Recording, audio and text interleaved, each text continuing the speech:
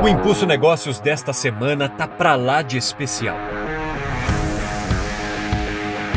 Será apresentado pelo professor Alexandre Mendonça de Barros, especialista em agronegócio.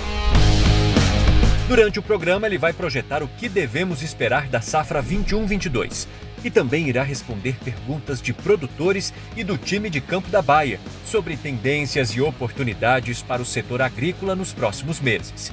Se ajeita aí que o episódio tá imperdível. Após a vinheta, a bola é sua, professor.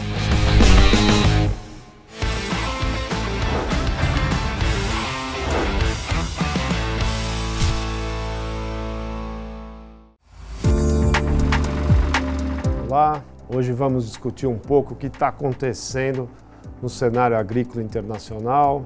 Eu diria que talvez seja um dos momentos mais difíceis aí de interpretação nos mercados, porque, de fato, é muita volatilidade que nós estamos vendo. O que aconteceu, gente, nesses últimos meses e o que deve aparecer para a gente olhar para frente com os preços, a formação, né, dos mercados agrícolas? A verdade é que o mundo está vivendo a volta, né, o fim, ou pelo menos uma diminuição de todo esse processo da Covid. A gente está vendo uma abertura, uma reabertura do sistema de alimentação que estava fechado, os restaurantes, né, as cantinas, as cafeterias. Então, de uma maneira geral, o mundo está voltando ao normal.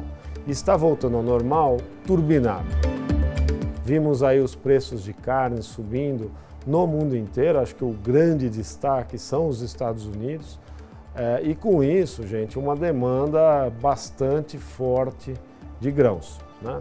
Mas não são só grãos, né? Nós estamos vendo o açúcar subir muito forte de preço, a gente está vendo o café subir muito forte de preço. Na verdade, há uma combinação de praticamente todos os produtos agrícolas que o Brasil produz subiram fortemente de preço nesses últimos meses. Como é que a gente entende essa dinâmica? De um lado, uma forte demanda, como eu já falei. De outro lado, uma preocupação muito grande com choques climáticos. A gente está vendo, e no Brasil talvez seja o grande destaque do mundo, o ambiente, o clima não foi nada favorável à produção de muitas coisas no país. Primeiro, porque foi um longo período de seca que nós vivemos, né? Desde março do ano passado, as precipitações ficaram muito abaixo da média histórica. Então, se nós pegarmos mês a mês, foi incrível, né? O centro do Brasil ali, pegando São Paulo, oeste do Paraná, pegando Minas Gerais, Goiás, Mato Grosso do Sul, nós vimos um ambiente extremamente seco, que prejudicou no ano passado o plantio da safra, que atrasou o plantio da safrinha, e a safrinha sofreu muito com essa falta de chuva. Para completar esse ambiente tenso do ponto de vista de precipitação, a gente viu uma onda de frente fria no Brasil que a gente não via há muito tempo, né? Os nossos colegas agrônomos de campo ficaram muito impressionados com os episódios de geada que nós vivemos. 3 episódios seguidos de geada e, com isso, um prejuízo grande para várias lavouras. A geada afeta a safra futura de café, afeta a safra atual de cana-de-açúcar. Portanto, a gente vê um efeito relevante de enxugamento da oferta de vários produtos que o Brasil tem uma presença relevante. Não é por outra razão que os preços internacionais refletem para o ano que vem níveis muito elevados de preço. Para combinar essa questão, já conversamos em outros episódios, a safra americana está vindo razoavelmente bem, mas recentemente o governo americano finalmente corroborou uma ideia que nós tínhamos de que a produtividade nos Estados Unidos dessa safra será um pouco menor do que o governo americano vinha falando. Veja, não é uma safra ruim, mas mais uma vez, né, nós saímos de um ambiente de estoques muito baixos nos Estados Unidos. Então, qualquer quebra de safra é muito significativa, especialmente num ano que você tem uma demanda muito forte aparecendo. Discutimos já, né, como é que também a demanda por biocombustíveis tem pressionado o consumo e o mercado de grãos. Com isso, os mercados futuros refletiram essa percepção de escassez, de aperto de oferta. E como o programa de hoje é todo especial, nós vamos tirar dúvidas de agricultores e do time de campo da Bayer sobre o futuro no agro. E o professor Alexandre Mendonça de Barros responde a primeira pergunta agora. Olá, Mendonça. Aqui é a Catiúcia Lavrins, eu falo de Jataí, Goiás. Gostaria de saber quais são as suas perspectivas de preços para o próximo ciclo. Quando a gente olhar para o próximo ano, nós vamos conviver com preços bastante elevados em dólares, na nossa opinião, e provavelmente o real vai seguir desvalorizado frente ao dólar, no nosso entendimento, por duas razões principais. Uma tem que ver com os Estados Unidos, né? O que está acontecendo lá nos Estados Unidos? Os Estados Unidos está com uma inflação muito alta, exatamente porque a demanda, a procura está muito aquecida. A inflação americana sobe e o Banco Central americano sinalizou que vai mudar a sua política monetária e, com isso, o dólar tende a se fortalecer porque a remuneração, né, nos Estados Unidos, o juro, tende a subir no próximo ano. Isso fortalece o dólar e enfraquece relativamente o real. A segunda coisa é que nós vamos estar num ano eleitoral no ano que vem no Brasil e um ano polarizado, um ano de intenso debate, de intensa incerteza, e sempre que vem incerteza, o real tende a ficar mais fraco. A combinação das duas coisas deve gerar excelentes preços para a próxima safra. Entretanto, uma pergunta, né, que muita gente tem feito é assim: Alexandre, a gente olha preços muito bons para o futuro, mas ao mesmo tempo estamos lidando com custos de produção muito elevados, né? Que de fato foi o que aconteceu no mundo todo. A hora que os preços agrícolas explodiram, todas as grandes agriculturas do mundo, cito aqui Estados Unidos, China, Índia, a Europa conjuntamente, é uma agricultura extremamente grande, passaram a demandar insumos de uma maneira muito agressiva. Obviamente, os estoques globais não estavam muito altos, porque vamos lembrar, lá no ano passado os preços em dólar dos produtos agrícolas estavam baixos e com isso estavam baixos os insumos. Tivemos muito problema na produção de muitas coisas por causa das paralisações decorrentes da pandemia e com isso, gente, houve uma elevação absurda, né, no preço de alguns insumos, com grande destaque para os fertilizantes, né? Vimos o cloreto de potássio subir, vimos o fósforo subir, vimos o nitrogenado subir, e por enquanto segue muito alto. Particularmente, eu acho, o caso do adubo, o ano que vem ele tende a perder um pouco de tração. Lá fora os preços subiram em dólar, o real continua fraco com relação ao dólar, por isso fica muito alto. E agora o mundo está vivendo uma questão também diferente, que o frete internacional e nacional subiu muito. Então, para eu transportar, e o Brasil é um grande importador de adubo, quer dizer, a gente estima que o mercado de adubo vai para 44 milhões de toneladas, para dar uma referência, o tamanho do mercado brasileiro, que é o que mais cresce no mundo. Ele exige muita importação, porque nós produzimos pouco do adubo que consumimos, e dado o grande volume, os custos de produção sobem não só pelos preços internacionais altos, pelo real, né, de 5,20, sei eu, com relação ao dólar, mais um frete elevado. A gente entende o contexto de abastecimento da safra que nós vamos plantar. A próxima questão é do Marcelino Flores, produtor da Bahia. Eu gostaria de saber de ti quais serão os principais desafios para o agro pensando na próxima safra.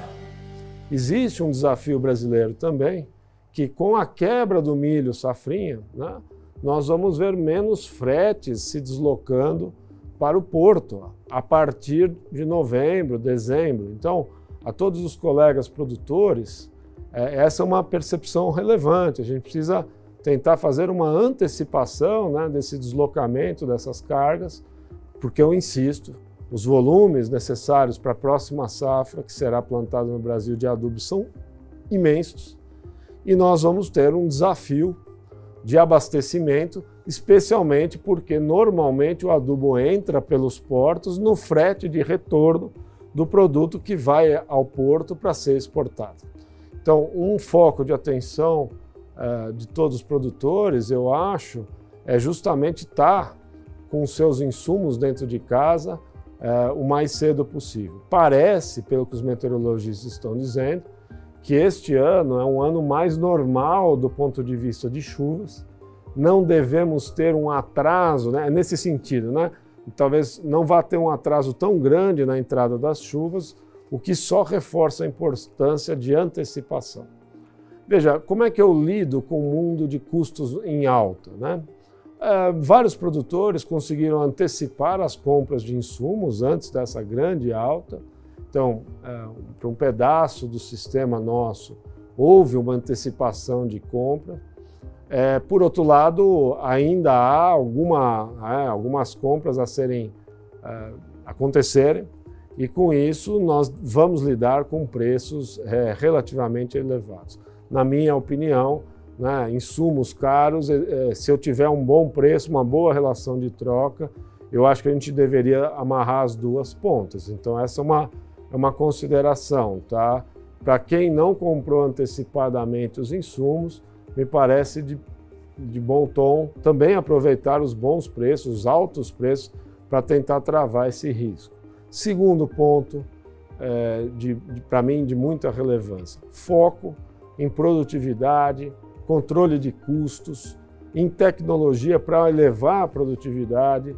Nós vamos ter que fazer mais com um insumo mais caro, né? É um fenômeno global, é um fenômeno mundial que nós estamos vendo e acho eu que somente quando os grãos voltarem a cair nós vamos ter uma acomodação um pouco maior no preço dos insumos. Então essa é uma outra mensagem que me parece de alta relevância.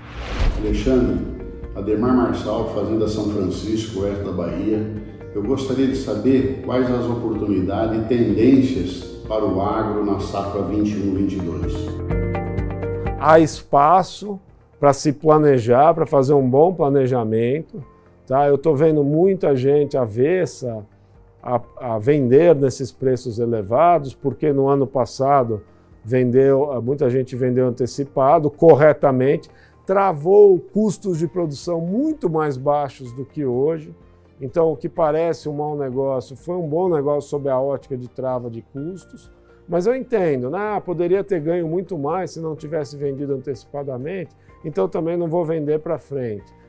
Eu só tomaria esse cuidado, especialmente para quem não se posicionou nos insumos ainda, não comprar insumos altos sem se posicionar, né? Protegendo a sua margem, se tiver boas oportunidades de preço no mercado futuro.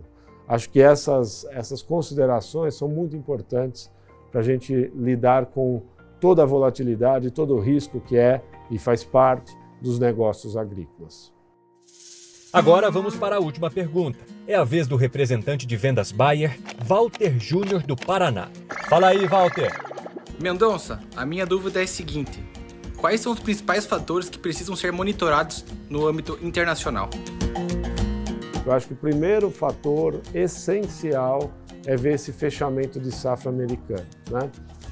Existem boas previsões de chuva no meio oeste americano, mas há regiões ainda muito secas e eu acho que o quadro aí do mês de setembro define um cenário muito importante do tamanho dos estoques e das exportações americanas.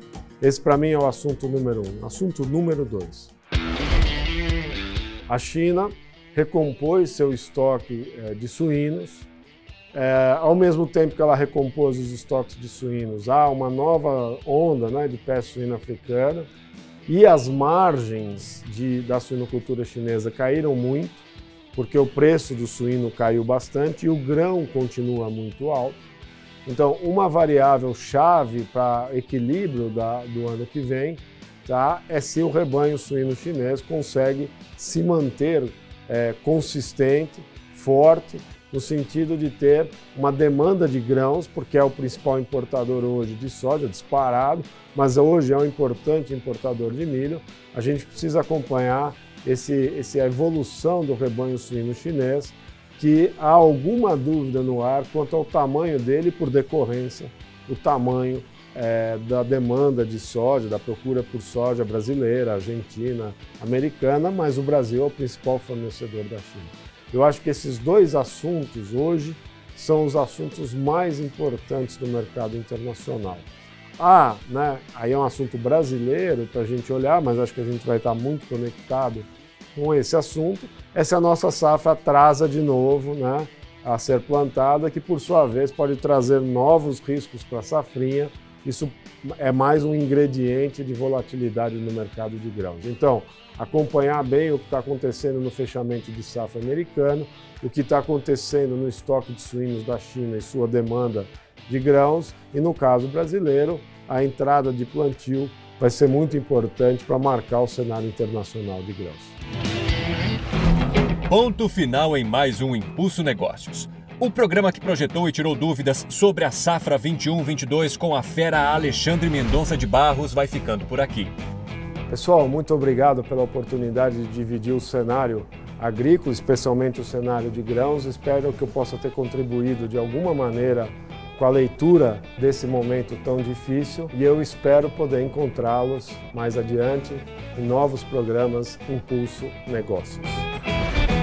E antes da gente se despedir, aquele tradicional recado.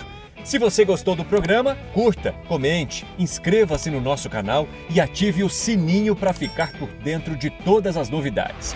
Obrigado pela companhia. Até a próxima. Tchau!